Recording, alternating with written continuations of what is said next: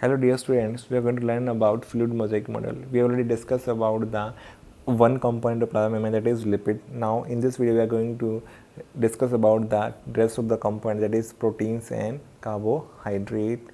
Hello प्यारे बच्चों, इस वीडियो में हम डिस्कस करने वाले हैं फ्लूइड मोज़ेक मॉडल, जिसके बारे में ऑलरेडी हमने फर्स्ट कंपोनेंट जो है इसका लिपिड्स के बारे में डिस्कस हो चुका है। अब हम नेक्स्ट कंपोनेंट जो है इसके प्रोटीन्स का और कार्बोहाइड्रेट्स उसके बारे में डिस्कस करने वाले हैं इस वीडियो में, और एग्जाम में कैसे क्वेश्चंस इससे पूछे गए हैं, तो वीडियो को एंड तक देखना।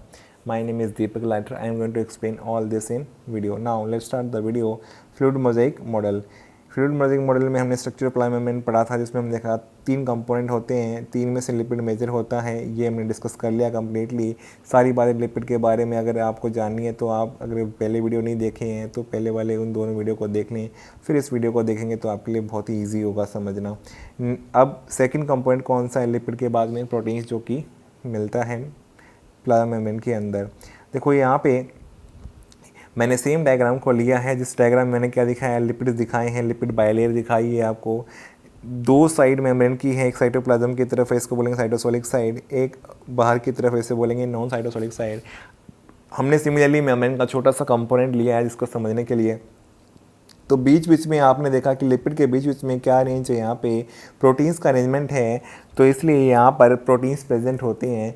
और ये प्रोटीन्स जो प्रेजेंट हैं बेटा, ये 2 तरह के हो सकते हैं, या तो मेम्ब्रेन में पूरी तरह से एम्बेडेड हों, मेम्ब्रेन की लेंथ में हो, अंदर तक हो, या सिर्फ सरफेस के ऊपर प्रेजेंट हो। तो यहाँ पे प्रोटीन्स जो हैं 2 तरह के हो सकते हैं। ईज़ ऑफ एक्सट्रैक्शन के बेसिस पे एनसीईआरटी ने एक्सप्लेन किया, ईज़ ऑफ एक्सट्रैक्शन के बेसिस पे हम 2 टाइप के प्रोटीन्स मेम्ब्रेन के अंदर देख सकते हैं। ईज़ ऑफ एक्सट्रैक्शन का मतलब क्या है? ईज़ कितनी आसानी से हम एक्सट्रैक्ट कर सकते हैं, निकाल सकते हैं प्रोटीन को। जिनको निकालना आसान है तो वो प्रोटीन्स तो क्या कहलाते हैं बेटा? पेरिफेरल प्रोटीन्स, जो बाहर की तरफ आपको दिखाए हैं, जो मेम्ब्रेन के अंदर तो होंगे लेकिन बहुत ज़्यादा डेप्थ तक नहीं होंगे। तो ये बाहर दिखाएं, इसका मतलब यानी कि बिल्कुल बाहर है बेटा। ये सारे पेरिफेरल प्रोटीन्स हैं, ये सरफेस के आसपास रहेंगे, ज़्यादा डेप्थ तक नहीं होंगे मेम्ब्रेन के इन लिपिड्स के अंदर ही होंगे, ये बाहर नहीं हैं। तो इसलिए ये मेम्ब्रेन के अंदर ही मिलते हैं, ये बाहर नहीं है। कम्प्लीटली जब 3D स्ट्रक्चर देखेंगे तो आपको समझ में आ जाएगा। एनसीईआरटी में स्ट्रक्चर गिवन है, उस स्ट्रक्चर को अगर आप देखेंगे तो वहाँ पे आप क्लियरली देख भी पाएंगे कि कैसे इनका अरेंजमेंट है। ये पूरी तरह से बाहर नहीं है, हमने समझने के लिए सिर्फ बाहर बनाया। इसके अलावा दूसरे प्रोटीन्स जो कम्प्लीटली लेंथ के अंदर प्रेजेंट हैं, एम्बेडेड हैं, जैसे कि हो सकता है दोनों लेयर के अंदर हो या फिर केवल एक ही साइड हो, तो ये प्रोटीन्स क्या कहलाएंगे? जिनको निकालना थोड़ा मुश्किल है, ज़्यादा एनर्जी चाहिए, ज़्यादा टाइम चाहिए, इसको क्या बोलेंगे? Integral protein. क्या बोलेंगे? Integral protein. तो हमने 2 तरह के प्रोटीन पढ़ लिए। जो मेम्ब्रेन के अंदर है उसे बोलेंगे इंटीग्रल, जो मेम्ब्रेन के बाहर की तरफ है, चाहे वो साइटोसोलिक साइड में दिखाई दे रहे हो ईजिली, या फिर नॉन साइटोसोलिक साइड में से क्या बोलेंगे? Peripheral proteins. तो ये 2 तरह के प्रोटीन हो सकते हैं। अब इसमें इंटीग्रल प्रोटीन में बेटा 2 कैटेगरी हैं। एक जो केवल आधी ही लेयर में है, डबल लेयर में से, बाइलेयर में से एक ही लेयर में, तो क्या बोलेंगे? पार्शली एम्बेडेड इंटीग्रल प्रोटीन मैंने यहाँ पे दिखाया है। इसके अलावा क्या हो सकता है बेटा? दूसरे जो कि कम्प्लीटली, जैसे कि यहाँ पे पूरी दोनों लेयर के अंदर हैं, इनको निकालना और मुश्किल होगा, जैसे क्या बोलेंगे? Fully embedded integral protein. क्या बोलेंगे? Fully embedded integral protein.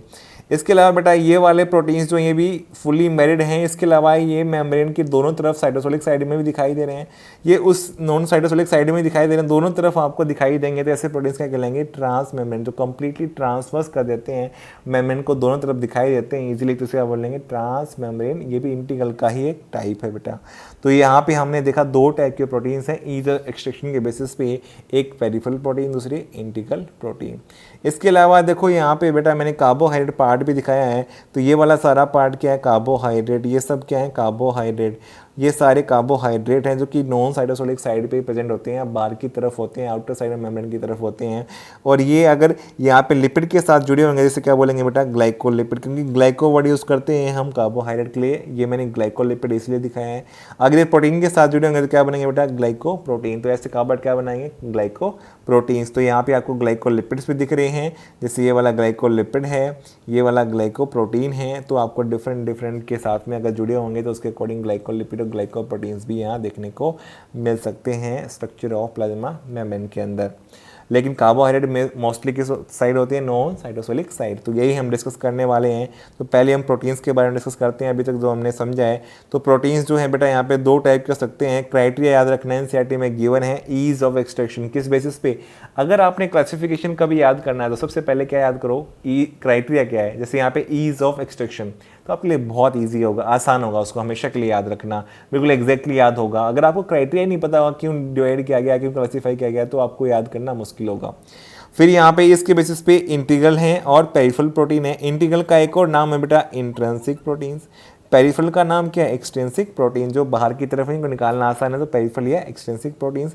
जिनको निकालने की ज़्यादा एनर्जी चाहिए उसको क्या बोलेंगे, इंटीग्रल या इंट्रिंसिक प्रोटीन्स। अब इंटीग्रल या इंट्रिंसिक को फर्दर डिवाइड कर सकते हैं, फुली एम्बेडेड या पार्शली एम्बेडेड। तो यहाँ पे 2 कैटेगरी में आ सकते हैं, इंटीग्रल प्रोटीन्स और इंट्रिंसिक प्रोटीन्स। अगर फुली एम्बेडेड के एग्जाम्पल देखोगे तो चैनल्स और टनल, जैसे यहाँ पे ये दिखाया मैंने, ये चैनल और टनल है। ये क्या है बेटा, चैनल और टनल। देखो इनके बीच में रास्ता बना हुआ है। अगर ये रास्ता छोटे साइज का, इसका डायमीटर कम है तो इसे क्या बोलेंगे हम, चैनल। अगर इसका डायमीटर ज़्यादा है तो इसे हम क्या बोल देंगे बेटा, चैनल। क्या बोल सकते हैं इसे हम, चैनल। ये कंट्रोल्ड रास्ते हैं बेटा, ये कंट्रोल्ड रास्ते हैं जिसके लिए बने होंगे वही यहाँ से जो है निकल सकता है, यहाँ से पास हो सकता है, और इसलिए स्पेसिफिक होते हैं। तो चैनल और टनल किसके एग्जाम्पल है, फुली एम्बेडेड प्रोटीन्स। इसके अलावा पोरिन्स, और भी बड़े साइज़ के अगर यहाँ पे रास्ते हो तो उसे क्या बोलते हैं, पोरिन्स। इनसे भी बड़े साइज़ के रास्ते हो तो क्या बोलेंगे बेटा, पोरिन्स। फिर इसके बाद में कैरियर प्रोटीन्स भी हो सकते हैं जो बाइंड करके ले जाएंगे। इसको मैं सब फंक्शन पढ़ाऊंगा तो आपको और बेटर वे में समझा पाऊंगा कैरियर प्रोटीन्स किस तरह के होते हैं। और मैंने ट्रांस मेम्ब्रेन तो यहाँ पे दिखाई दिया है, जो मेम्ब्रेन के अंदर ये वाले प्रोटीन्स थे जो दोनों तरफ दिखाई देते हैं क्लियरली आपको, तो इनको हम क्या बोलते हैं, ट्रांस मेम्ब्रेन प्रोटीन्स। ये कहाँ पर रोल प्ले करते हैं बेटा, सिंपली सिग्नलिंग में हेल्प करते हैं। मान लो इनसे कोई कंपोनेंट यहाँ पे बाइंड कर गया नॉन साइटोसिलिक साइड में, और इन्होंने अपना इसका सिग्नल जो था उसको दे दिया, ये सिग्नल अंदर की तरफ डिलीवर हो जाएगा बिना इसके जो कंपोनेंट बाहर बाइंड किया था उसके अंदर आए बिना इस सेल के, वो बाहर से अपना मैसेज देके चला जाएगा ट्रांस मेम्ब्रेन को, ट्रांस मेम्ब्रेन उस मैसेज को अंदर भेज देगा। तो इसलिए ट्रांस मेम्ब्रेन प्रोटीन दोनों तरफ दिखाई देते हैं, बाहर की तरफ भी और अंदर की तरफ भी। तो ये फुली एम्बेडेड के 4 एग्जाम्पल हैं बेटा, चैनल या टनल प्रोटीन्स। दूसरा कौन सा है, पोरिन्स प्रोटीन्स। तीसरा कौन सा है, कैरियर प्रोटीन्स। कैरियर वही है कि जैसे बेटा कैरियर में साइकिल में होता है ना, बाइंड करके ले जाना, बाइंड करके कॉन्टैक्ट में आकर के लेके जाएंगे, तो कैरियर प्रोटीन्स। और फोर्थ क्या है, ट्रांस मेम्ब्रेन प्रोटीन। आपको एक पॉइंट और याद करना है, पोरिन्स कहाँ कहाँ मिलते हैं बेटा, ये आगे जब डायग्राम पढ़ेंगे तो क्लोरोप्लास्ट माइटोकॉन्ड्रिया उसमें भी पोरिन्स देखने को मिलते हैं। तो कहाँ मिलते हैं बेटा, आउटर मेम्ब्रेन ऑफ माइटोकॉन्ड्रिया में भी पोरिन्स होते हैं, तो ये इंटीग्रल प्रोटीन्स ही हैं। आउटर मेम्ब्रेन ऑफ क्लोरोप्लास्ट में भी आपको क्या देखने को मिलता है बेटा, पोरिन्स देखने को मिलते हैं। इवन यूकैरियोट्स के अलावा प्रोकैरियोट्स में भी, सेलुलोज बैक्टीरिया में भी पोरिन्स देखे गए हैं। तो बेटा ये सिर्फ यूकैरियोट्स ही नहीं, प्रोकैरियोट्स के सेल में भी देखने को मिलते हैं पोरिन्स। तो यहाँ पे पोरिन्स कहाँ कहाँ मिलते हैं, outer membrane of mitochondria, outer membrane of chloroplast, और कहाँ पे मिलते हैं बेटा, सेल वॉल ऑफ बैक्टीरिया के अंदर पोरिन्स देखने को मिलते हैं। फिर है सेकंड टाइप के इंट्रिंसिक प्रोटीन्स में बेटा पार्शियली एम्बेडेड प्रोटीन। तो इसलिए मैंने आपको बताया भी था मेम्ब्रेन के अंदर मेटाबॉलिक रिएक्शंस होती हैं, तो कौन करवाते हैं, एंजाइम्स। एंजाइम किससे बने हैं, प्रोटीन्स। और वो कौन से प्रोटीन है बेटा, पार्शियली एम्बेडेड इंट्रिंसिक प्रोटीन ही एंजाइम का काम करते हैं। तो आपको वैसे ही पता है मेजॉरिटी ऑफ एंजाइम प्रोटीन से बने होते हैं, इसलिए पार्शियली एम्बेडेड इंट्रिंसिक प्रोटीन्स ही एंजाइम का काम करते हैं। तो आपको मेम्ब्रेन में ये भी बताया 30 टाइप्स ऑफ एंजाइम मिलते हैं, तो वो मोस्टली कैसे होते हैं बेटा, पार्शियली एम्बेडेड प्रोटीन ही होते हैं। और लिविंग नेचर की एंजाइमेटिक रिएक्शंस होती है प्लाज्मा मेम्ब्रेन में, इसलिए लिविंग नेचर होता है। तो ये मैंने एसोसिएशन रीजन भी समझाया था आपको, वो पॉइंट अब समझ में आ गया होगा। इसके बाद में पेरिफेरल प्रोटीन्स, एक्सट्रिंसिक प्रोटीन जो मेम्ब्रेन के बाहर की तरफ रहते हैं, इनको निकालना आसान है, उसको बोलेंगे पेरिफेरल एक्सट्रिंसिक प्रोटीन्स। ये बनाते हैं साइटोस्केलेटन बनाने में रोल प्ले करते हैं। साइटो मतलब सेल, स्केलेटन सेल का क्या बनाएंगे, स्केलेटन। क्या बनाएंगे बेटा, साइटोस्केलेटन। सेल का स्केलेटन मतलब उसका शेप बना के रखने में हेल्प करेंगे। तो एक्सट्रिंसिक प्रोटीन साइटोस्केलेटन बनाने में रोल प्ले करते हैं। जैसे एक साइटोस्केलेटन का एग्जांपल ले लेते हैं यहाँ पे, स्पेक्ट्रिन प्रोटीन। कहाँ मिलता है बेटा, आरबीसीज, रेड ब्लड कर्पसल्स या इथ्रोसाइट्स में मिलता है। ये क्या करता है बेटा, इसका शेप चेंज करवाने में रोल प्ले करता है। ये क्या है बेटा, स्पेक्ट्रिन प्रोटीन्स दिखाए मैंने, अंदर की तरफ है स्पेक्ट्रिन प्रोटीन। तो बाहर की तरफ भी हो सकते हैं पेरिफेरल प्रोटीन, और अंदर की तरफ भी हो सकते हैं। राउंड शेप था तब ये इनिशियली बनी, रेड ब्लड कर्पसल्स से आरबीसीज। बाद में बाइकॉन्केव क्यों हो गया, क्योंकि बेटा दोनों तरफ के स्पेक्ट्रिन प्रोटीन आपस में इंटरेक्ट किए और इन्होंने एक दूसरे के साथ में बॉन्डिंग बनाया, और इसके वजह से इसका शेप चेंज हो गया बेटा, राउंड से कैसा हो गया, बाइकॉन्केव। तो मैच्योर आरबीसी का बाइकॉन्केव शेप बन जाता है। क्यों बनता है, ऐसा क्यों करती है, सरफेस एरिया बढ़ाने के लिए, ताकि ज़्यादा ऑक्सीजन मॉलिक्यूल्स को बाइंड कर सके आरबीसीज।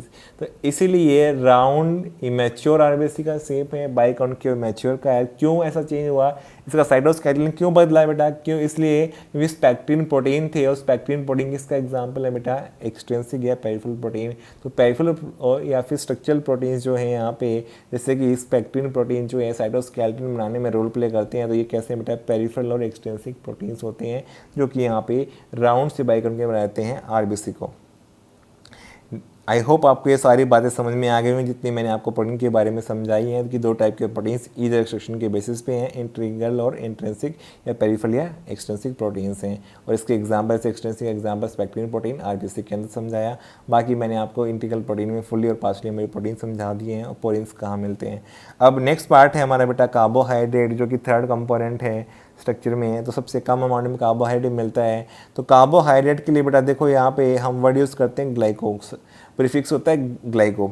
तो ग्लाइको जहाँ गया मतलब कार्बोहाइड्रेट के लिए नाम यूज़ कर दिया हमने ग्लाइको, प्लस प्रोटीन आ गया तो क्या बन जाएंगे बेटा ग्लाइको प्रोटीन। जैसे स्ट्रक्चर में हम देखेंगे, फिर से मैंने आपको ऑलरेडी समझाया भी था, ग्लाइको अगर लिपिड के साथ आ गया तो क्या बन जाएगा बेटा ग्लाइकोलिपिड। तो अगर कार्बोहाइड्रेट पार्ट, जैसे कि स्ट्रक्चर में यहाँ पे दिखाया भी था आपको, अगर ये कार्बोहाइड्रेट ये वाला पार्ट क्या है कार्बोहाइड्रेट, ये किसके साथ जुड़ गया लिपिड के साथ, क्या बन गया ग्लाइकोलिपिड। अगर ये कार्बोहाइड्रेट किसके साथ जुड़ गया बेटा प्रोटीन के साथ, तो क्या बन गया ग्लाइकोप्रोटीन। तो ये कार्बोहाइड्रेट अकेले नहीं होते हैं, मोस्टली लिपिड या प्रोटीन के साथ जुड़े होते हैं, इसलिए ये मेजर कंपोनेंट नहीं है। वैसे भी लिपिड प्रोटीन मेजर कंपोनेंट है और उसमें से भी लिपिड सबसे ज़्यादा होता है। तो ग्लाइकोलिपिड हो सकता है मेम्ब्रेन में और ग्लाइकोप्रोटीन। और प्रेजेंट किस साइड होते हैं बेटा नॉन साइटोसोलिक। कार्बोहाइड्रेट किस साइड है नॉन साइटोसोलिक साइड में प्रेजेंट होते हैं।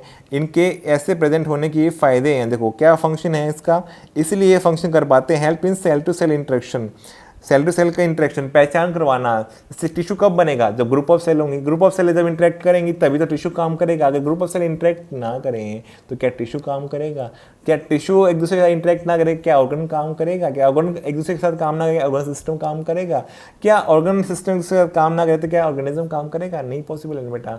तो सेम इसी तरह से सेल टू सेल इंटरेक्शन क्यों हो पाता है कार्बोहाइड्रेट। तो कार्बोहाइड्रेट का काम क्या है, एक सेल को दूसरी सेल के साथ पहचान करवाना, राइट टाइप ऑफ इंटरेक्शन करवाना। कि कार्बोहाइड्रेट दोनों सेल के मेम्ब्रेन के बाहर की तरफ होंगे तो पहचान करवाने में मेन रोल प्ले करेंगे। तो इसका मेन फंक्शन क्या है, help in cell to cell interaction में रोल प्ले करते हैं। जैसे एग्जांपल लेके समझाता हूँ आपको, एंटीजन एंटीबॉडी का इंटरेक्शन क्यों हो पाता है, क्यों antibody right type of antigen को ही मारती है। WBC एंटीबॉडी का मतलब क्या है, वाइट ब्लड कॉर्पसेस या WBC। तो यहाँ पे एंटीजन के लिए यूज़ करेंगे AB यूज़ करेंगे एंटीबॉडी के लिए, बाकी इम्यूनोलॉजी में साइड टर्म्स समझ जाओगे। देखो यहाँ पे हमारे पास बॉडी में मान लो एक एंटीजन आया, इसके पास में कार्बोहाइड्रेट का एक रिसेप्टर यहाँ पे प्रेजेंट है, इसके लिए स्पेसिफिक एंटीबॉडी हमारी बॉडी के सेल्स या WBC होंगी तो ही इसको मार पाएंगे, अदरवाइज नहीं मार पाएंगे। जैसे हमारे पास दो टाइप की एंटीबॉडी, एक इस तरह की रिसेप्टर वाली, एक इस तरह की। अब मैं अगर आपसे पूछूं कौन सी एंटीबॉडीज 1 वाली या 2 वाली इस एंटीजन को मार पाएंगी, तो आप इसके कार्बोहाइड्रेट के स्ट्रक्चर्स की स्पेसिफिसिटी देखेंगे तो सबसे ज़्यादा स्पेसिफिक किसके दिखाई दे रहे हैं, अच्छे से मैच किसके साथ होंगे 1 के साथ। तो आप क्या कहेंगे, एंटीबॉडी 1 इसको आसानी से मार देगी, एंटीबॉडी 2 इसको नहीं मार पाएगी। यहाँ पे जो कार्बोहाइड्रेट है वो सेल टू सेल इंटरेक्शन करवा के ही रोल प्ले करते हैं और सेल की पहचान करवाने में। इसलिए बेटा हमारी बॉडी में अगर कोई एंटीबॉडी पहले से होगी और एंटीजन कोई गया उसके लिए तो वो एंटीजन को मार देंगे आराम से। अगर एंटीबॉडी नहीं होंगे, एंटीजन गया तो फिर वो एंटीजन इफेक्टिव हो सकता है और हमें नुकसान कर सकता है। तो इसलिए सेल टू सेल इंटरेक्शन करवाने में, ये तो हमने एग्जांपल लिया, ऐसे बहुत सारे सेल से सेल मिलती हैं तभी टिश्यू बनते हैं और वो टिश्यू तभी बन जाते हैं जब सेल इंटरेक्ट करके दूसरे की हेल्प करती हैं, अदरवाइज ये सेल टू सेल इंटरेक्शन ना हो तो ये फंक्शन नहीं हो पाएंगे। एक और एग्जांपल समझाता हूँ आपको, ड्यूरिंग फर्टिलाइजेशन, जैसे फर्टिलाइजेशन जाइगोट जब बनता है तो उस समय क्या होता है बेटा, मेल गैमेट स्पर्म का जो है फ्यूजन होता है एग सेल या फीमेल गैमेट के साथ में।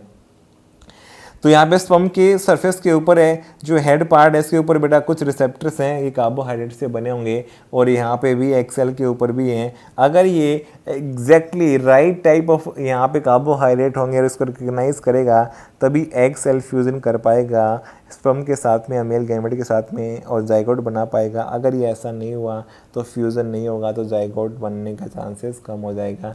तो यहाँ पे ड्यूरिंग फर्टिलाइजेशन भी जो है कार्बोहाइड्रेट के जो प्रेजेंस है वही रोल प्ले करती है। तो इसका मतलब एक सेल की दूसरी सेल के साथ में जो इंटरेक्शन होती है उसमें मेन रोल कौन प्ले करता है बेटा? कार्बोहाइड्रेट्स, जो कि कहाँ प्रेजेंट होते हैं? नॉन साइटोसोलिक साइड पे। कौन सी? नॉन साइटोसोलिक साइड पे। तभी एक सेल उसी सेल के साथ इंटरेक्ट कर पाती है, ये इसका मेन फंक्शन है। इसके लिए टर्म कौन सी यूज़ करते हैं बेटा? ग्लाइको। कौन सी यूज़ करते हैं? ग्लाइको।